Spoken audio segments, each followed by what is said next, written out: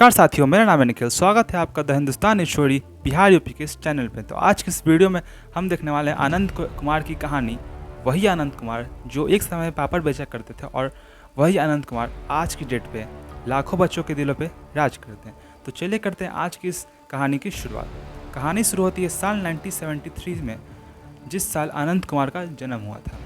आनंद कुमार का जन्म बिहार की राजधानी पटना में हुआ था और आज की डेट पे आनंद कुमार एक एडुकेटेड है मैथमेटिक्स के फील्ड में। उसके बाद उनका जो जीवन था वो बेहद ही गरीबी में बीता और उन्होंने हिंदी मीडियम से ही पढ़ाई की। पूरी 10th तक, 12th भी हिंदी मीडियम से ही पढ़ा और साथ में वो ग्रेजुएशन भी उन्होंने एक सरकारी कॉलेज से ही किया। तो शुरुआती दिनों में उन्होंने अपनी पढ़ाई की, उसके बाद 10th हुआ, 12th हुआ और उनका जो इंटरेस्ट था वो मैथ में बहुत ही ज़्यादा था, बहुत हद तक था मैथ में इंटरेस्ट।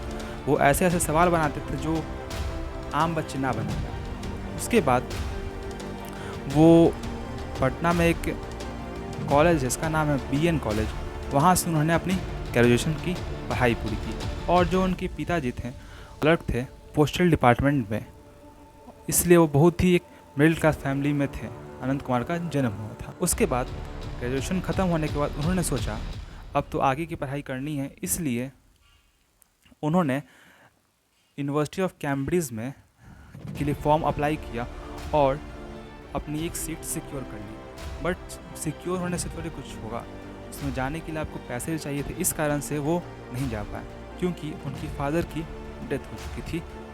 इस कारण से वो नहीं गए। और उसके बाद जब डेथ होने के बाद उन्होंने सोचा कि अब क्या किया जाए, फाइनेंशियल कंडीशन भी ठीक नहीं थी। इस कारण से उन्होंने अपनी माँ के साथ मिल के पापड़ की दुकान शुरू की और घर में वो बनाती थी पापड़ और वो जा के बेचा करते थे। इसके बाद उन्होंने क्योंकि उन्हें मैथमेटिक्स में बहुत ही ज़्यादा ज्ञान था और साथ में उन्हें इंटरेस्ट भी था मैथ की तरफ, और उन्होंने सोचा कि अब क्यों ना मैथ से ही करियर की शुरुआत की जाए। इसलिए उन्होंने साल 1992 में उन्होंने रामानुजन स्कूल ऑफ मैथमेटिक्स की शुरुआत की और उसमें कुछ बच्चे आते गए, लेकिन बात है 2002 की, जिस समय सुपर 30 की उनके पास एक बच्चा आया और कहा कि मुझे IIT की तैयारी तो करनी है बट पैसे नहीं है, इस कारण से मैं Ramanujan schools of mathematics join नहीं कर सकता। इसलिए उनके दिमाग में एक ख्याल आया, क्यों ना एक ऐसा बैच स्टार्ट किया जाए जिसमें फुल फ्री पढ़ाया जाए। इस कारण से उन्होंने 2002 में सुपर 30 की शुरुआत की। शुरुआती दिनों में वो एक टेस्ट लिया करते थे, अभी भी टेस्ट होता है, तो वो एक टेस्ट लिया करते थे। उस टेस्ट से 30 बच्चों को चुना जाता था और चुनने के बाद उन 30 बच्चों को फ्री पढ़ाया जाता था और खाना पीना हर चीज़ फ्री रहता था। तो उन्होंने 2002 में स्टार्टिंग की और 30 बच्चों को सिलेक्ट कर लिया गया। सिलेक्ट करने के बाद उनकी माँ खाना बनाती थी स्टूडेंट के लिए और जो उनके ब्रदर थे वो मैनेजमेंट का काम देखते थे और ये सिर्फ पढ़ाते थे मैथमेटिक्स। और भी एक टीचर फिजिक्स के लिए 2006 से 2010 की बात, इन 2006, 2007, 2008, 2009, 2010 में जो सुपर 30 से जो बैच में से जो बच्चे निकले थे वो 30 में से 30 बच्चे सेलेक्ट हो गए थे IIT JEE में।